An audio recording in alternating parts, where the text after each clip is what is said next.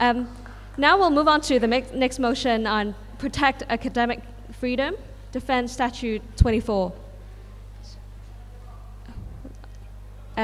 Shall we have a first speech in favor of the motion? Nat, 2 minutes.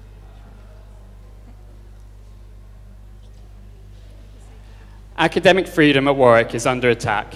Our own university is attempting to weaken the protections given to our lecturers and researchers currently found in Statute 24.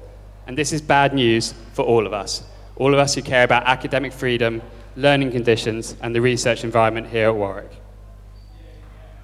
So Statute 24 protects academic freedom at Warwick and provides concrete limitations on when and how staff can be fired, a clear appeals mechanism, and the ability to have legal representation and oversight of the disciplinary process. Once something is in statute, such as Statute 24, it's very hard for management to change it. So what Warwick management is trying to do is to move all concrete employment protections for academics into ordinary policy. This means management can change and water down these employment protections at a later date with little scrutiny and without any ability for staff or students to stop them. This is exactly what happened at Salford University, where statutory employment protections were moved to policy, and over the course of several years, they were subsequently abolished. 13 rounds of job cuts ensued, and the academic community was decimated. So why should we as students care in particular? Well, academic freedom is one of the most important rights for a democratic society. The ability for academics to pursue innovative, controversial, and commercially unproductive work is vital for making the university a vibrant, dynamic intellectual environment. Furthermore, academics should feel comfortable to challenge the university management. And to do this, academics need some insulation from the pressures it entails. Without Statute 24, students' learning conditions and the research environments will almost inevitably deteriorate because staff's working conditions are students' learning conditions. A decline in freedom and individual rights of academic staff will ultimately rebound on students.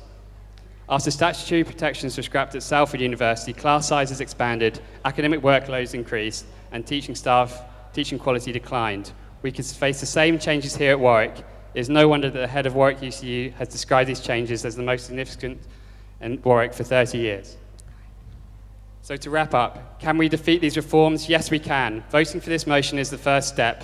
Already 6 academic departments have condemned the reforms, and the Staff Assembly passed a motion with 97% voting to halt the reforms. With Statute 24, once again, we must fight and we must win, and we must defeat these reforms and protect academic freedom at Warwick. Right. Thank you. Do we have a speech speaking against of the motion? A 2-minute speech speaking against of the motion. Now we'll open the debate to the floor. Anyone has any point to raise or any questions about the motion?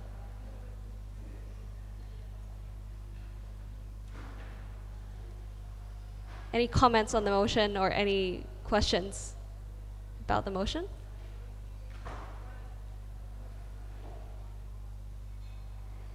Okay. Yes, Hope?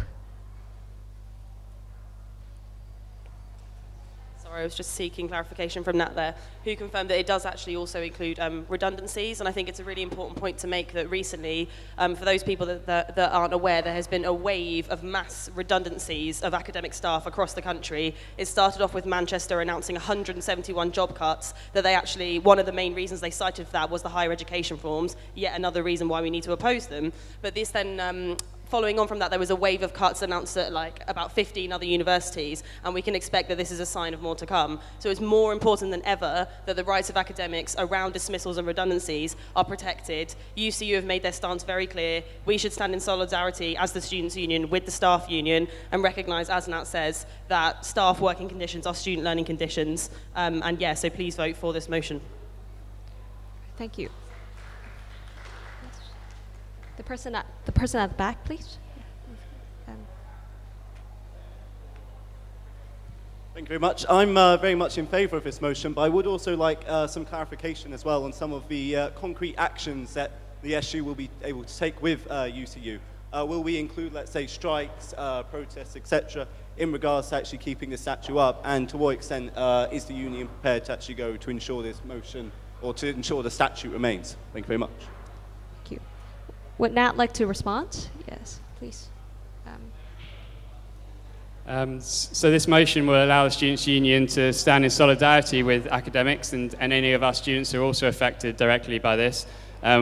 We'll be able to work with the UCU and any of our students, and basically we'll be able to also go into committees, meet with management, and actually make the views of the student body known that our students want to be at a university where academic freedom is protected, where teaching is challenging and innovative, and where there aren't sort of boundaries and restrictions on the kind of research that you can do. So I think this is a real enabler, and it's essential that we have this motion passing. Okay, thank you. Do we have further comments on the motion, or any points need clarification? If not, shall we move on to the closing speech? Would anyone like to do a minute closing speech? Yeah, Nat, please.